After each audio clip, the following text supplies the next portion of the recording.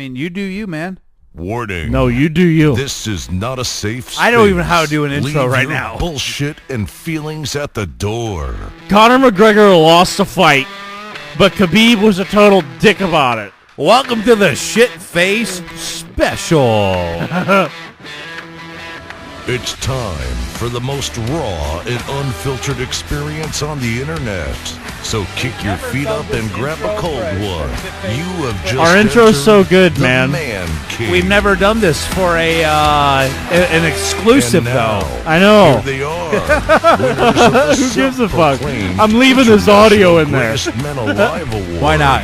Brad and Terry. Oh, shit. So here's the Shitfaced special. I usually have a really bomb script to read from, but today I'm just unprepared because, to be honest with you, I'm pretty fucking inebriated. But So I'm gonna interrupt you and say that I would imagine if it was me listening to this, I would think these guys are faking the funk. They didn't really drink. They're just pretending.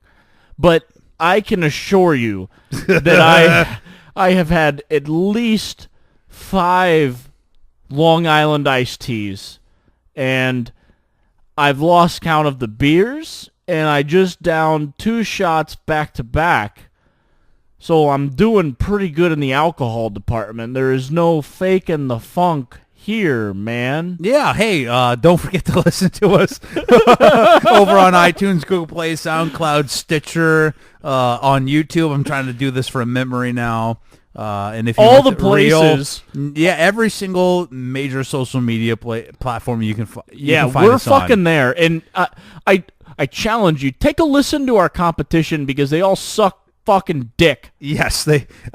I haven't listened to, I think, every single one of them. I but have. At least the ones that I have clicked on are either like some homies with like 1 mic and 5 dudes around it that sound terrible, or they have no plan on how every show is going to go. Dude, it's not laid out. I heard, here's a couple things, right? I heard most of them are just like dudes on their phone, right? Which is like, or a laptop mic, which and is it's like terrible ghetto as sounding. shit. And then others are like, man, I'm going to record an episode of this podcast. And then, 5 months later, I'm going to record another episode. Like, Yeah. what the fuck are If you doing, have man? to say welcome back, or you're lost, man. We're back. Well, that's because you're not regular with it. Yeah, if you have to man. say we're back, it's because you took a huge break. If people really like you, they're going to listen to you every week. Anyway, hey, thanks for joining us here on the Shitface special. I know we talked about this for a couple weeks doing it, and go ahead over on Facebook, and you'll see a quick little live broadcast we did. We had a few little technical issues with our microphones that we brought from the studio. They had an issue with being able to be compatible with going live on Facebook, so we just kind of had to do it real quick with the laptop microphone. And, we had this whole show planned out for how we were going to kind of do the Shitface special. And it really got ruined. I don't know if I would say ruined, but then we watched the Conor McGregor and Khabib fight, and everything changed. We literally scrapped half of the content because we thought when we did a fight review, it was really going to be 10 or 15 minutes, but so much happened with that Conor fight. If you didn't watch it, holy shit, did you fucking miss out? Hey, it'll be on YouTube. It's probably on YouTube right now. Already, yeah. So We've already posted a meme about it. Like, yeah, it's absolutely insane. But before I get to that, I want to say make sure you head over to Patreon and check us out over there, because only for, for right now, for $1 a month, you get a hell of a fucking deal. You're going to get not only entered into the contest to win the UKEG 64-ounce stainless steel pressurized growler that we're going to give away right before Christmas. Not only do you get the after the show and the Shitface special, right? But also you're going to get the man card for only $1. If you're listening to this, you're going to have one on the way, right? And that thing open up your beers with it. Just make sure a hipster doesn't get a hold of it and try to open up a Zima with it. And head over there. And for $5 a month, you're going to get even more. What the fuck's a Zima? Right? You're probably not old enough to remember the Zima. I don't know what a Zima is. Ooh. Anyway, hey, so a couple things I want to kind of hit up beforehand as Terry puts his dip in for the podcast. So while we did the live stream, I tried to do what I called the Barack Obama drinking challenge. yeah. So most of the time when you hear the Barack Obama drinking challenge, you're going to think, oh, it's like during a State of the Union address. And, every time you get a couple buzzwords in there, and every time he says, America or something like that, you got to take a drink. Well, I found a new drinking challenge to do to it. And we talked about it on the live stream, and we said, fuck the politics of it. But when Kavanaugh, they were accusing him of being some kind of drunken college, they had dug up this old video of Obama back when he was a senator, and he had said between college classes, he had drank in between them. And he would drink at least, sometimes 6 beers an hour. So I took the challenge to give it a shot. I lost. I don't remember how far you got it. You didn't get too far. No, because holy crap, it's a lot of liquid to try to pound. How many ounces in a standard bottle of beer? 12. So 12. I can only count by 45. 60, I can't do the math. 72 ounces of liquid in 1 hour. How many ounces in a gallon? I'd have to go to Google for that one. I'm not that smart now. Well, I'm a man, but I ain't that smart. But I'm saying I honestly, so when you really break it down, that is 1 beer every 10 minutes. So when we went live, Terry held me to the standard of setting a timer for 10 minutes, and I had to drink one every 10 minutes. And lo and behold, it was a challenge. But I really think part of the challenge was it's easier to do when you're not talking. yeah. I definitely got caught up talking live on Facebook, and it really, really, really slowed me down. But regardless of that, it's a shit ton of liquid to try to pound in an hour. I will give him props that is a lot of liquid to down in between classes in 1 fucking hour. Yeah, I wouldn't even want to do that. That's a lot of liquid, man. Like, if I'm trying to get drunk in between classes, I'm going to grab a bottle of Take a couple something. shots. Yeah. Why pound 6 beers when you could just pound 6 shots real fast? Yeah, and Maybe he really liked it. You know what? Some men really like the taste of beer.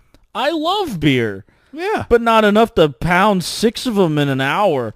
Like, I want to enjoy my beer, not suffer. Because it did turn very much into it almost turned into a punishment. Like, by the third one, I literally looked over and told you, I'm not doing this anymore. and I didn't even argue. No. I thought it was dumb to begin with.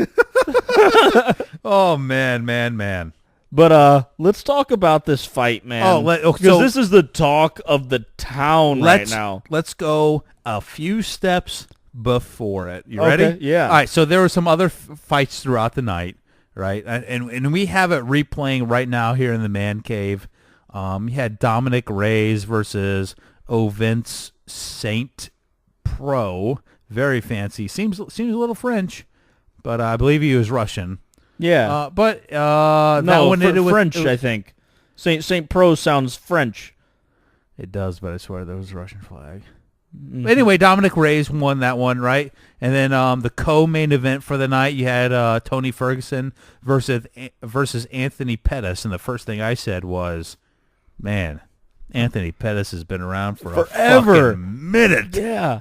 And he fought well. That was, in my opinion, the most entertaining fight of the night, and they had fun with it. And I am so upset it ended the way that it did, because if you didn't get to watch it, Anthony Pettis' coach and corner stopped the fight after the second round because Anthony Pettis broke his hand. Yeah. And it was It's a extremely shame. unfortunate, and both fighters were actually really upset about it. Even Tony Ferguson was upset about it, and you could see he's sitting in the middle of the octagon crying when they called the fight, because it was a great fight, and no fighter likes to win that way. You if you're gonna win, you want to win by actually winning, not because some freak injury happened or anything of that nature. So it was definitely unfortunate for both fighters, but they were both extremely respectful to each other, which was really good to see. Yeah.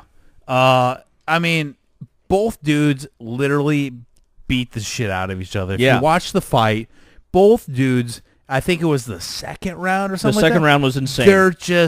they're bleeding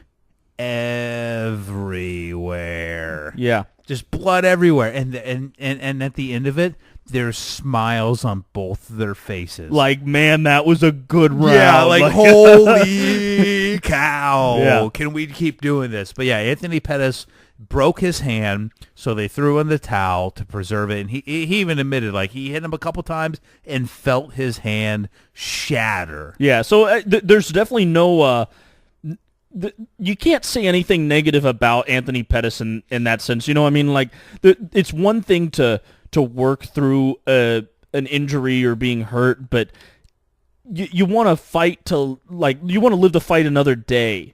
And and if he keeps fighting on a completely shattered, broken hand, I mean, we'll see eventually how bad the injury actually was, but, you know, if he keeps fighting, it could be the end of his UFC career, and it still could be the end of his UFC career with the injury. So I think they made the right call. Yeah, there's only one other fighter that I've known to fight with a broken hand that he broke during the match, and that was Uriah Faber. I know, broke a hand. This was years ago. Again, That was in the WEC. No, it was. No? I think I think by that time he had crossed over to the UFC. Okay. And yeah, it was just insane watching him. Like, he knew he had broke it, and he just had decided to keep going.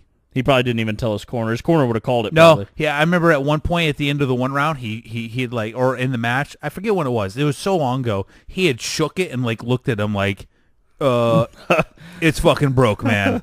Like, but he just, like, I can't stop. I want to try to fucking beat this guy, which is just an insane fucking attitude to have, man. Yeah. Just balls to the wall. And you can't train for anything like that. No. You can't. That is a total test of your mind and your heart at that point, because you don't know how to deal with that situation until you're in it. And that is just, it's a testament to his willpower. Yeah. I mean, it goes into the whole, male violence, which you'll hear about next week on the actual episode of The Man Cave. Is that our topic? That is. Male violence, I think, is the next one. I usually don't know until the day of. Until I tell you, come on over on this day, we're going to talk about X.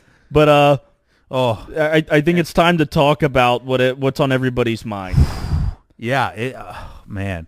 If, I told Terry this tonight. He asked me, hey, man, when's the last time you watched a UFC event? And I'll admit, man, like, I'm kind of older. I'm settled down. I got 2 kids. I got a wife at home. I don't have time to watch UFC events every time. So the last UFC event that I watched was Anderson Silva versus... you said Vitor Belfort. Vitor Belfort or Anderson Silva. That was a long time ago. It was like probably like close to 10 years ago that Yeah. I've actually sat and watched one. I've kind of followed it a little bit and watched one, but especially it's a new generation that I'm watching fight right now. Yeah, me too, for sure. But man, it did not disappoint. It was very fun to watch, Yeah. but it was fucking insane at the end. So I'm going to go over my thoughts on the fight itself, and then we can talk about... Yeah, let's talk about the first three rounds before the end. Yeah, and then we can talk about what happened after the fight. Go. So I think in the first 2 rounds, it undoubtedly went to Khabib. Yes. Yeah. But in my opinion, Khabib, he he has this fight style where he wants to take people to the ground and pound them. Respectable. GSP does it. Many other fighters in the UFC do it. But the way he approached it tonight, where especially in the first round, he got Conor McGregor down and just kind of laid on him. He didn't attack Conor McGregor at all, and I don't think there were any significant strikes landed in that first round when he was on top of him, which, in my opinion, I think Herb Dean was right in not standing it up because they were still working, like there was shifting going on and all that. Yeah, it was fucking boring. But yeah, it was boring, and definitely Khabib should have been doing more work in the position that he was in, but I understand why he didn't. The second round was kind of the same thing. No, but, I think it was definitely on the ground. Yeah, and then in the third round, Khabib tried to stand up with Conor. Yeah. And I don't know if that was intentional, if that was part of their game plan, but that third round, Conor definitely he won the round because I think he won the round because he stuffed him on about 3 takedowns. He did. And what I think a lot of people don't really understand about the UFC is you get points for takedowns, a lot of points, but it is just as meaningful to the judges to have a takedown defense. And when someone tries to take you down and you don't go down, the judges see that and you get just as much recognition in the judges' eyes as if you got to take down yourself. So Conor definitely took that third round for the takedown defense and the standing game. He did get clocked one good time, though. I don't remember if that was in the second or third round, but he got clocked one good time on while they were standing. But yeah, the third round definitely went to Conor, but obviously the fight overall went to Khabib via rear naked choke. Yeah, so I looked at it as like you said, round 1. Yeah, he took him down to the ground and kind of got him in the comfort zone that Khabib wanted. Yeah. But round 1, he didn't really do much with it.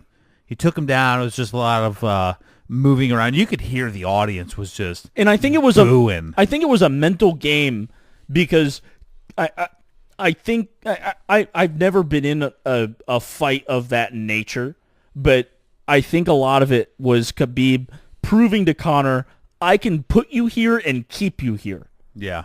And then the second round, he put him there, kept him there, and attacked him a little bit. And then, I think it was more than a little bit that he attacked him with. Yeah. It. In the second round, he really, I want to say he put a thumping on him because I really think Conor can take a punch like the best of them. For sure. But he really, that round really went to Khabib because it was a Khabib round. It was exactly what you expected from him. He took him down the ground, put him on the ground, and for the last, I would say, what was it, probably 30, 45, almost a minute, just pounded on him. Oh yeah. But then it came back to that third round where they went toe to toe standing up, and it was decent. I actually thought at that point, third round standing up, I'm like, Khabib might be biting off a little more than he could chew. Yeah, because it seemed as though he was trying to play Conor's game. Exactly, play into that hand. And I wasn't quite sure why he was trying to do that because he was doing so well playing his own game. Yes. And I was like, well, why change it up now and try and play into Conor's strength? No, yeah, exactly. Why would you want to play into his strength when you could just take him down and play into your own strength? Yeah. You don't got shit to prove. Put him on the ground, beat the shit out of him, and win. Because, of course, Conor's going to stuff a couple takedown attempts, but the way Khabib fights, like, he's going to get him down eventually. Yeah, if you shoot in on him 10 times and a couple times, you're going to get his back. You're going to get him back down on the ground. Yeah. And just pound him from there. But he eventually got him on the ground. He eventually got his back. Like you said, that was in the fourth round. Yep, caught him on a rear naked, and that ended the fight. And I think, as much as I've always questioned Joe Rogan, as being the fight expert. I think one time during the match, Joe Rogan was the only man of sanity in the round. Yeah. What did he say? He's like, the other guy who was casting the fight was like, yeah, Connor's trying to do this, and this, and then, but he can't because of this, and then Joe's like, no, he can't because he's getting his face fucking punched in. Like, exactly. It doesn't take a rocket scientist to figure out that he's getting the shit beat out. Like, it was round 3, and Khabib's just throwing haymakers left and right. And, yeah, and some of them are catching, some of them aren't. But I mean, something's happening, and he's getting hit in the fucking face. And I remember a couple years ago, I used to follow the UFC very close. Like I used to buy every pay-per-view event and watch every single one. And my tagline was always, "Thanks, Joe Rogan." Like, like, oh, we don't know. But looking back on it, I'm like, man, maybe I'm thinking a little too deep into it. And Joe Rogan's just sitting here with the only guy with a little bit of common sense who's like, nah, man, the dude's just getting his ass beat. Yeah. And Connor, I wouldn't say he necessarily got his ass beat. I wouldn't say he was hurt in terms of striking, which I kind of alluded to in the live stream that we did, that, Khabib doesn't necessarily punch that hard on the ground to where he's going to finish somebody, but it softened him up enough to where he was able to force Conor McGregor to give up his back to try and get out of that position. Yeah. And then Conor McGregor got submitted for it. But yeah. But it was what happened after that. Well, Joe Rogan pointed out that it wasn't really, they call it a rear naked choke, but I don't really think his elbow was low enough. His elbow was really low below the chin. Yeah, he was on his chin. It was more of a neck crank that he had. It was a neck crank that he got him with that really finished the fight. It wasn't a rear naked choke. Which is definitely just as dangerous. Submission is a submission. Yeah. Just as much as a dick is a dick and a pussy is a pussy, a submission is a submission. Yeah. Doesn't matter. But, again, Khabib wins the fight pretty early in the 4th round. Mm-hmm. And then all fucking hell broke loose. So let's. I'm gonna play by what I saw. And, go for it. And that was, it was a shit show. So Khabib chokes him out, and Herb Dean stops the fight, and Khabib lets go and starts to yell at McGregor. And Herb Dean kind of holds him back a little bit, but he's definitely talking some shit. And I expected that from whoever won the fight. Yeah, there was just some shit talking immediately after whoever won. Yeah. I expected that much. But then Khabib runs to the end of the octagon and does what a lot of UFC fighters do, and that is it appeared as if he was about to sit on the cage. Which a lot of UFC fighters jump, do. Straddle it, and claim victory right there. But that's not what he did. He jumped clean over while pointing and yelling at Conor McGregor's jiu-jitsu coach, as if to say, the way I saw it, you didn't train him good enough to stop my rear naked choke. That's the way that I took it.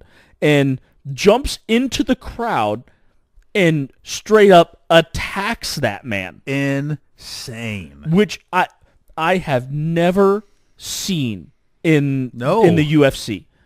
And it blew my mind. And luckily security got there in time to protect him, because yes, the dude definitely knows what he can definitely probably defend himself at least, but no one expects for that to happen. No. And then what ensued? There probably was not enough security there for everything that happened. No, there was definitely not. Because after he hops the octagon, jumps into the crowd, starts attacking somebody in the crowd. Then someone from his team jumps the octagon to go in the octagon, jumps right over, and starts to basically sucker punch Conor McGregor in the back of the head, while the dude is trying to recover from what just happened to him. I don't think Conor McGregor was necessarily too winded or defeated in a sense to where he was completely vulnerable, but he lost the fight, And Conor McGregor, he may be the biggest shit talker in the UFC. Maybe. But yeah. But in losing, he is extremely humble. Yeah. Just as we saw when he lost to Floyd Mayweather, when he's lost in the past, he is humble and does respect those who beat him. Yeah. And he was definitely not expecting what happened to him. And he threw a punch in retaliation as I would hope he would. As any man would do. Yeah, but no one in a professional sport should have to worry about someone sucker punching them after the sport is concluded. No one should have to worry about somebody hopping into the ring. Yeah. Like, that's insane. Someone hopping into the ring and doing it. It's clearly insane. No one should hop out of the octagon and into the crowd to go after somebody. Right. This is a professional sport. And it's really summed up, I think, at the end of the match. If you haven't watched it and you watch it, hopefully not on YouTube, hopefully you can watch the whole thing and it doesn't cut it off. At the end of it, Dana White alludes to the repercussions of what could happen. Oh, yeah. So, I mean, people are just absolutely appalled of everything that has happened from Khabib's corner. Regardless of who they were fans of. Yes. Yeah. It's completely unsportsmanlike, that kind of behavior. Yeah. And so at the end of the match, Dana White basically looks at the guy and says, I can't put the belt around you because I'm afraid if I put the belt around you in victory, people are literally going to start throwing things into the octagon, which is unsafe. Yeah.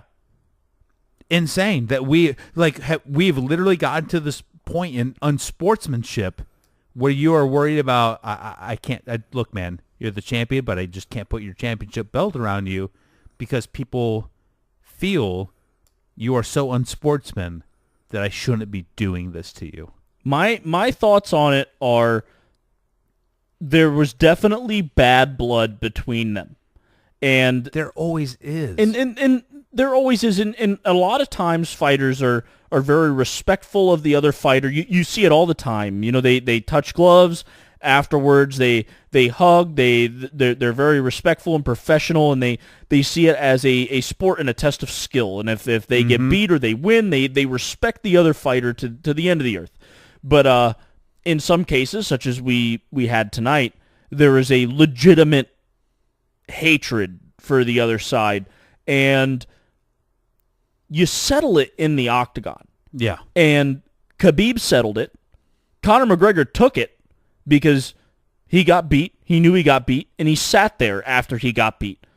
And for Khabib and his team to take it where they did afterwards was just so unnecessary and literally an embarrassment to the sport. Imagine if this was the first time you ever tuned into a UFC event, which I imagine it was maybe the first time a lot of people tuned in because of how big it was. It was broadcasted, and every time they're going to say this UFC is it's the best we've ever had. Yeah, it's the biggest fight we've ever had, but legitimately, quite possibly, could have been. Yeah, one of the biggest because of all the bad blood that led up to this, with Conor McGregor throwing the dolly, whatever it was, at the bus, and the amount of shit talking at the pre-match, was it called press conference? Yeah, all that. I mean, it was one of the most heated fights ever in the UFC. And like you said, if this is the first one you've ever tuned into, you're thinking this is just a shit show that happens every time. One of our patrons, was it Zach with a K, said this is like WWE in real life. Yeah, this is literally like dudes are hopping out of the ring, hopping into the audience. People are hopping into the ring. What the fuck is going on? Yeah. Dana White, get control of your sport. Yeah, which I feel like Dana White addressed it the way that he should in the moment. Yeah. He didn't. It's got to be challenging in the moment to try to address what the fuck Yeah, just and happened. he didn't want to make a very definitive decision at that point, like, hey man, you're done, or you're suspended, all this. But he definitely made the right call by just saying, leave. You won the fight, but I'm not awarding you shit at this point. Yeah. I think that he handled it well, and we'll see what happens. I mean, Yeah, I want to shotgun you with a question. yeah. So what do you think should happen to Khabib? Should he be, vacated of his championship? Should he be just suspended and fined? What do you think should happen to him? Well, I thought about this, and I thought back to when Conor McGregor threw the dolly through the bus, and I was like, man, when Conor McGregor did that, he was suspended from the UFC, and he was prosecuted by the state. Mm-hmm. And I think that should be the same path that is taken with Khabib, because when a fighter is in the UFC, their hands are weapons, and Yeah. it was a little bit different than just throwing an object through a bus. It was a legitimate assault at this point. It was a calculated assault where he jumped in and attacked a person, and Conor kind of did the same thing, but it's just a little different of circumstances. So if I was Dana White, I don't think I would let Khabib fight in my octagon anymore. That's just me. But at the same time, if I was Dana White, I don't think I would have been as lenient to Conor McGregor as he was when he threw the dolly through the bus. Yeah. So should Khabib stay in the UFC? I don't think so. No? Kick him out? I In think the contract? I think that to maintain the idea of professionalism and sportsmanship in your sport, I would remove people who are the polar opposite of that, which could be proved tonight that he is not the embodiment of professionalism or sportsmanship for the UFC. Yeah. I can't say I fully agree or disagree. It's really hard because looking at it as a business, right? Yeah. Man. You know what draws attraction from people? Oh, I don't doubt it. Yeah. People, I know. Hatred. Yeah. Hatred draws people to tune in. So I would applaud Dana White if he kicked him out, because that's really, really, really standing with your principle, regardless of what it meant for your business. It would be a hard thing for him to do with the guy being 27-0 now and having the belt. Well, having not 27-0, and guess what? Every single person fucking hates him for his actions after this fight. Well, it became when he comes in for the next match, you guarantee he is going to be booed. Somebody just fought tonight. Who is the number 2? Because what was it? It's Tony Ferguson. Yeah, Tony Ferguson was the number 2 contender. is the number 2 contender and called out Conor McGregor. Yeah, fought Conor McGregor. Now Tony Ferguson's going to be the number 1 contender after that. Right. So if I was Tony Ferguson, I'd be looking for a fight with Khabib, and nothing's going to be better than a dude that is absolutely hated to pull in some ratings. Yeah. But that's the thing. Do you go with your principles of this is not what I want representing my business versus this is what's good for business? Controversy and hatred is good for business. We'll see. I mean, or does he go in between and suspend them, fine them for a little bit, and then he comes back and fights? I wouldn't be surprised if that's the route that's taken. Yeah. It's happened for fighters before for drugs and other things. So I definitely think that the most likely situation that we'll see is a suspension for Khabib, and maybe his title's put up for grabs for like an interim thing, but I don't think that we've seen the last of him in the octagon. I don't. Yeah, I definitely think that he will be back, and with the talent in that division, I think that he will definitely wear the belt again, and I think and hope that he will fight Conor McGregor again. I really We'll do. see. But I wouldn't be surprised if him and Conor McGregor do not fight again, but I would love to see it again. Yeah. All right. Time for another drink. Is it time for another drink? It's always time for another drink. Let's go make one. I'm hammered. Go make one for me, baby. I'm actually very surprised that we were able to have such a constructive and articulate conversation in our current state, because they can't see me right now, but the way that I am positioned, you are fully chillaxed. yeah, I am like sideways on my couch right now. Yeah. Just Go make me another drink, bitch. you want to what? I mean, baby. You want another Long Island? Yeah. Oh boy. Oh, Does that mean I have to drink one too? If you want. I do. Okay. We're going to take a break, but you won't even notice this, and we can edit this out, and we'll be right back. But we're not going to edit it out. We're just going to start right now. Hey, if you want to hear any more of what we have here in the Man Cave, you're going to have to head over to Patreon and subscribe over there to hear more of this podcast. For only $1 a month, you're going to get subscribed to hear the After the Show, the rest of the Shitfaced special, and every other special podcast that we record and put exclusively over on Patreon. That's, again, for only $1 a month, you get exclusive access to the After the Show and the Shitfaced special. As you can tell, I recorded this during the Shitfaced special. Yeah, we were fucking nice enough to let you hear the first part of the Shitfaced special without paying any money. So do with that information as you will, fucker.